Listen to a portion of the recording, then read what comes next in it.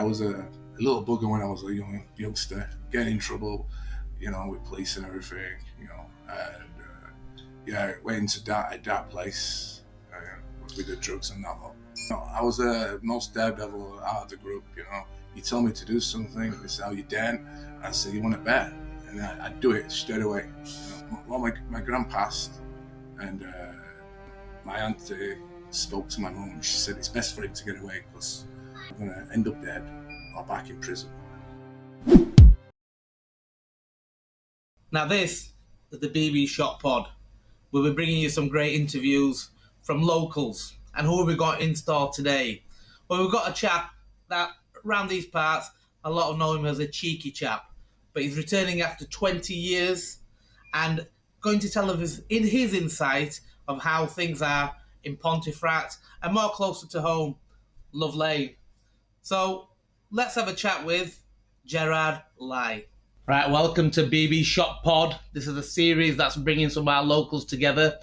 And in today's episode, we've got a local. I can say a local, but he's returning after 20 years. So actually, without further ado, I'll pass you on to Gerard. So, Gerard, could you tell me what you're doing now? Let's start from there.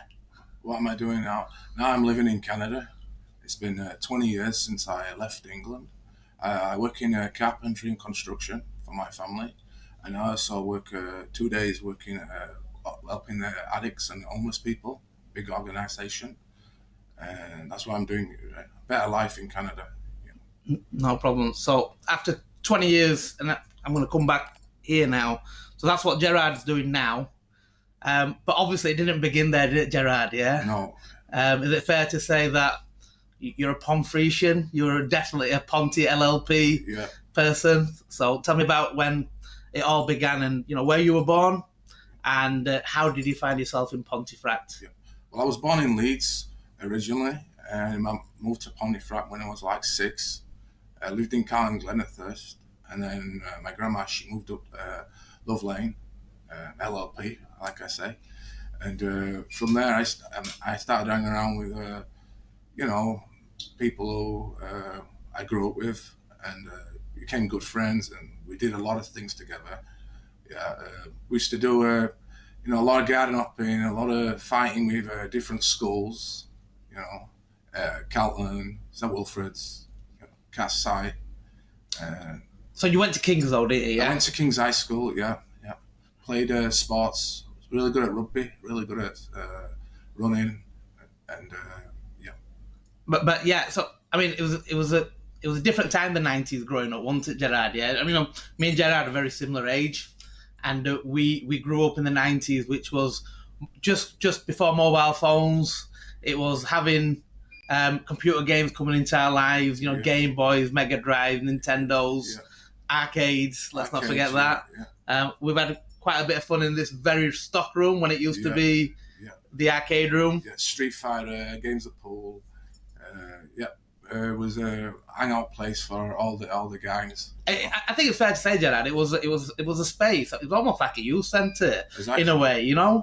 It took kids off the street and it brought us here together. If it was ever raining, there was a little spot here, didn't we, Gerard? We used to sit, everybody used to fight. Yeah, we used to fight over a little corner space. There was only 2 people could fit there, or maybe 1. And we used to fight over that, All the guys used to come in here, play pool, argue.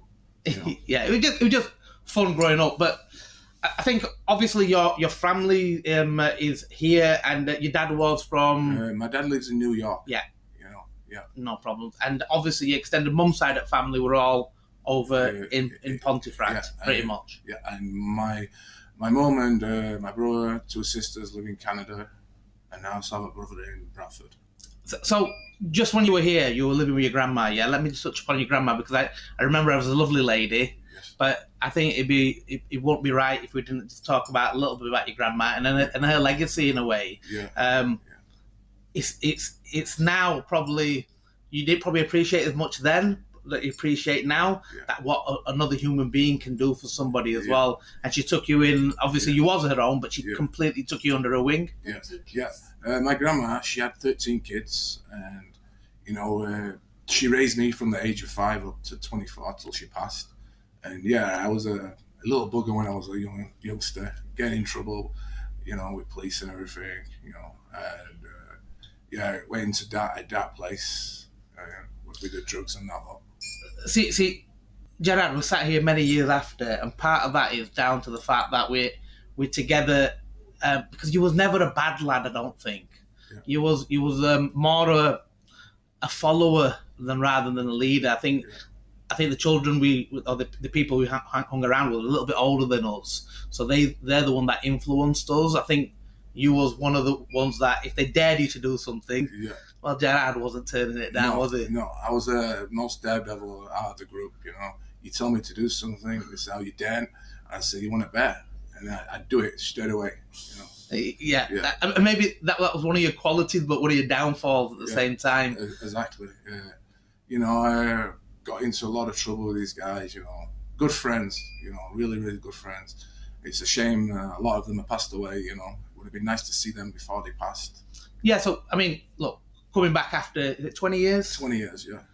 You've come back and you wanted to see probably a lot of these faces. Yeah. But unfortunately, some of those faces are no longer with us. Yeah. And God bless their soul, wherever they are. Yeah. There wasn't bad human beings, though, were there, Gerard? No, they just Ponty. There's not a lot of things to do. You get mixed up doing certain stuff that you don't want to do, and I guess most of the time it's to pass time on and that lot. Yeah, I think that's a fair comment there, Gerard. We found ourselves in a situation, in a position which wasn't designed. You just found yourself in that situation because there was very little to do. Some stuff that you shouldn't be doing seemed cool to do at the time, and it was new, wasn't it, Gerard? Yeah, exactly. I think there was no past experience of what I want to say is the hardcore line of substances. I think, yeah, substance abuse. Yeah.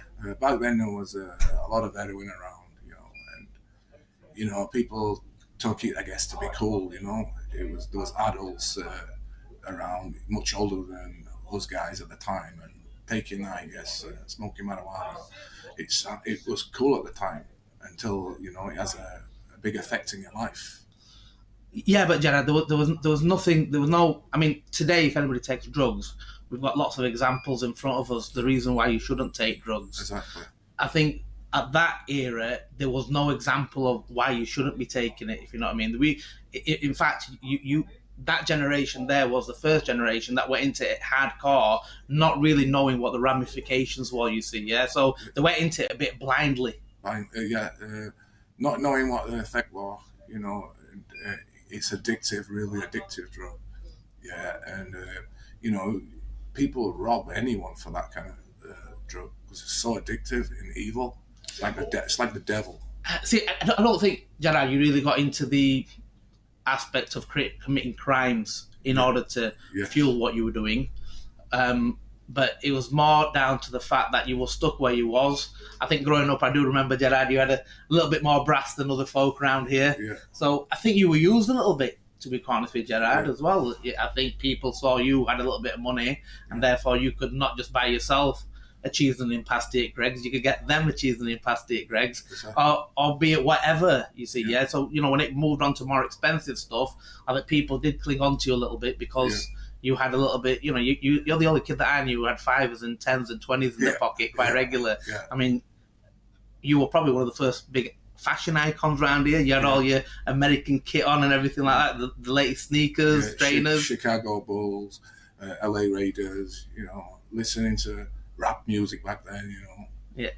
But so you were in effect like a little bit of a trailblazer when it came to that, yeah? Other kids around here had not seen some of the stuff. Some of the clothes. Yeah. Because I used to go visit my father in New York once a year. Yeah. And when I came back, I used to come back with so much clothes. And I used to give some of the guys caps, baseball caps. Yeah. I remember, you used to have all these new caps. I remember you had the Chicago Bull caps and everything. Yeah. Stuff that you just could not purchase here. It's way before Amazon and online shopping. We had to go into town here and go to Burton's and go to Ponty Sports to get some of the latest items, but back then you were bringing items from New York, which never to be seen around here. But even with that, Gerard, obviously you got stuck in a place that, like you already touched upon, it's just really difficult to get out of once you're in there. There's a few individuals that, again, I don't want to mention names, but they were definitely multi-talented, let's say, yeah? Yes.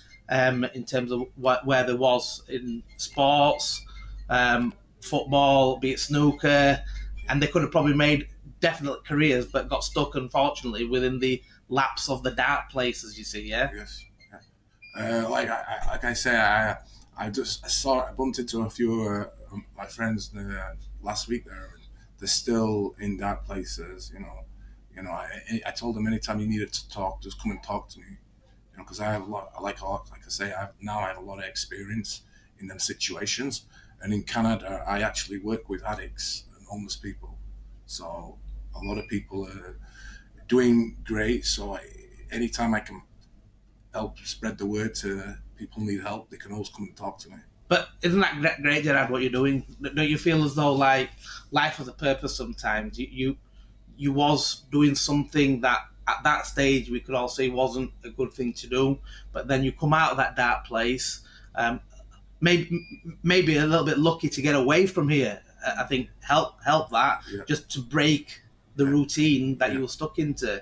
So what did you do when you went to Canada then? What was it, Gerard? What was the wake-up moment that you had? Well, my gran passed, and my auntie spoke to my mum. She said it's best for him to get away because he's either going to end up dead or back in prison. So went to Canada, and within a month or two of landing, I got a job straight away. I worked in the kitchens first to start with. Worked my way up in the kitchens, worked at more restaurants. And after a certain amount of time, I started working in carpentry and construction. And that changed my life altogether. So having routine is what helped you break out of it slightly? What you have to do is you have to get away from a certain area. Being in a different area, it can help you a lot. Having different friends, going to meetings, helps you. Being in a situation where people understand what you need to do. You can talk to certain people who have experience, and being around people like that, it really helps you. But Gerard, that's great to see that you got that other people were willing to help you, but rather than just confine that up, you're quite open ears to go and help. It's giving back to society. Like all the experience I've learned all my life. If I can help one person, that makes my day, and it keeps me grounded. Being in a certain situation where you was in that situation before, but now you're not in that situation, and you can help people. Yeah, but listen, Gerard, and I know probably from your own experience, I'm never one that's had anything to say, anything that's been addictive, I suppose. I've never had a cigarette, for example, but I understand that once something gets addictive, it's difficult to break the mold. But for you to having broke that mold and moving forward the way you have, Gerard, that's top to you, Gerard. Thanks, you, man. And I think it's stuff like that you tell us that it's inspirational, that it can be broken. It sometimes might not look as though you can break the mold. You've got to want to do it for yourself. No one can do it for you. If you're not eager to do it, then you'll never break that mold. You can, like, if you have a wife or a girlfriend and they keep on at you to stop doing these bad drugs, it will never work. You've got to want it to do it yourself. You've got to put that fight in, the effort, or you'll never change. No, and it's glad to see, Gerard, right, that you got away and you was able to take it.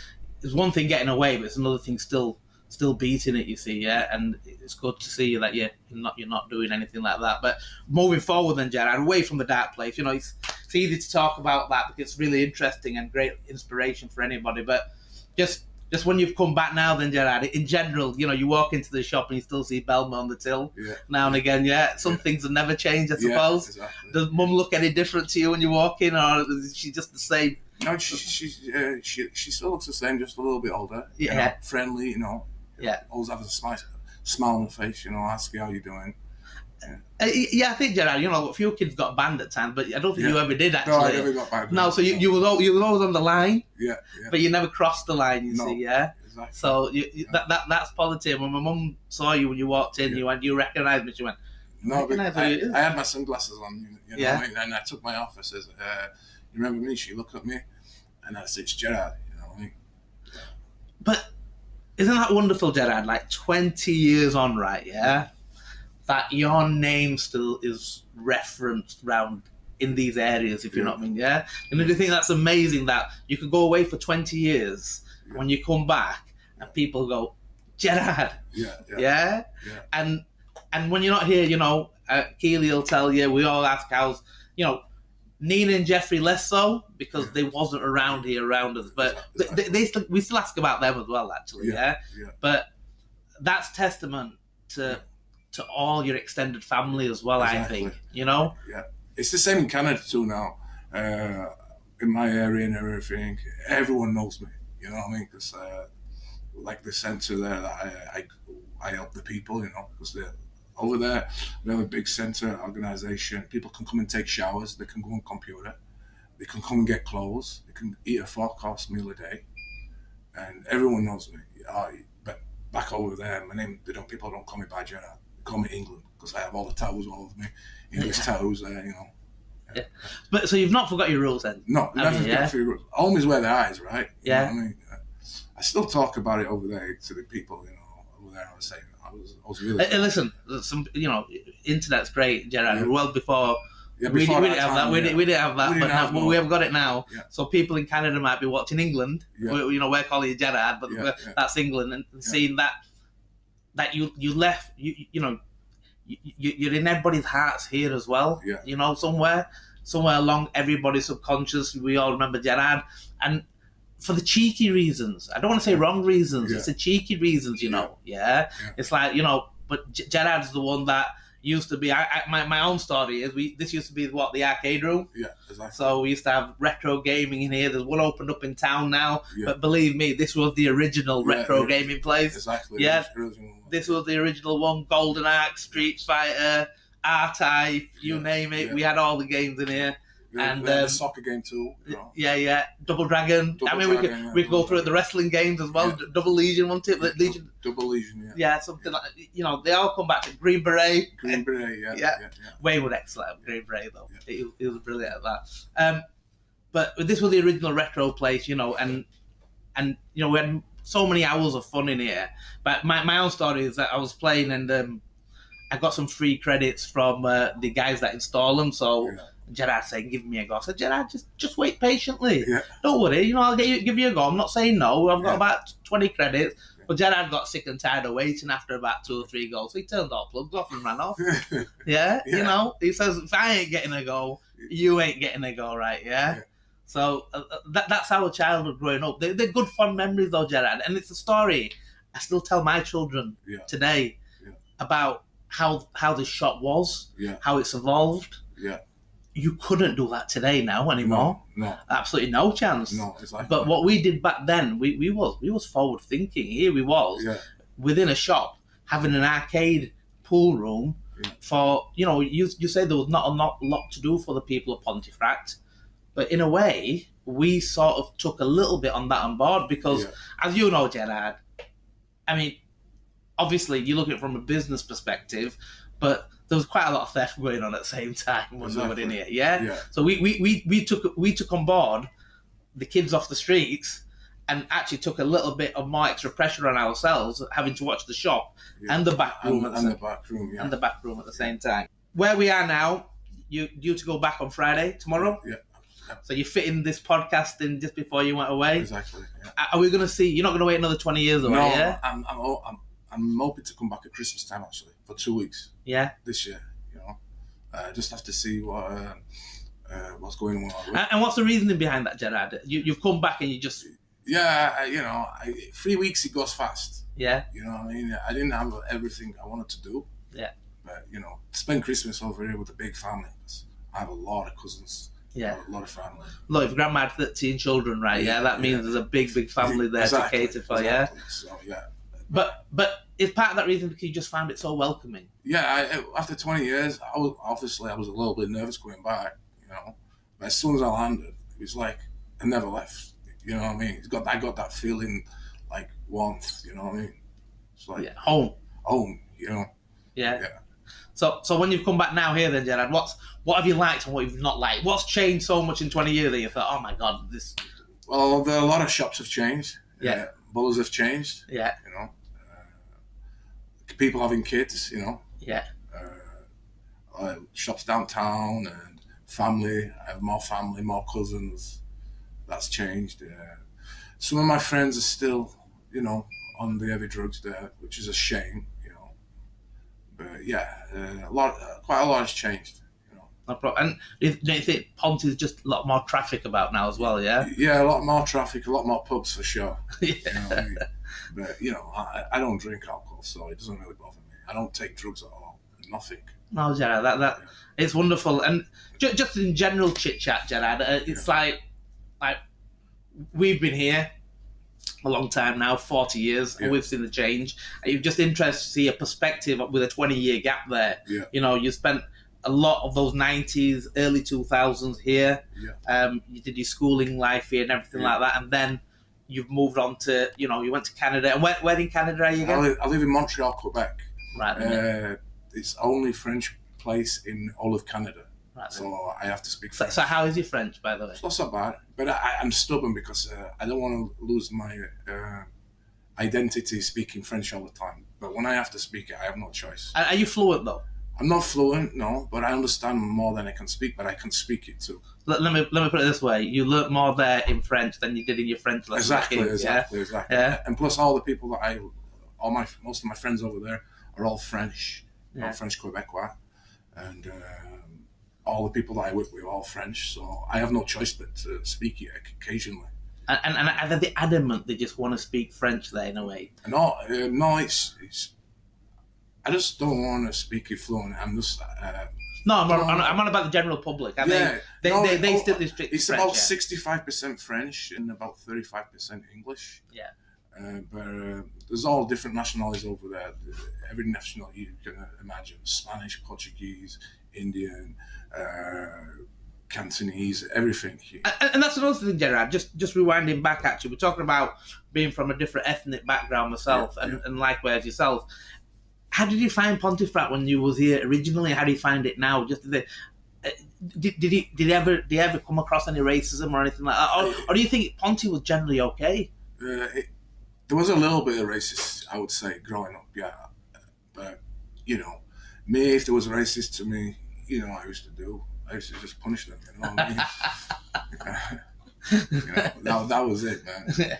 You call me a name, then you get whacked. You know? Yeah. But I think it's fair to say, look, it should never exist racism, by the way. Exactly. Yeah, human beings are human beings. Exactly. Yeah, but I find it was an era that there wasn't not many people of colour in Pontefract. No, exactly. Yeah. And so it was.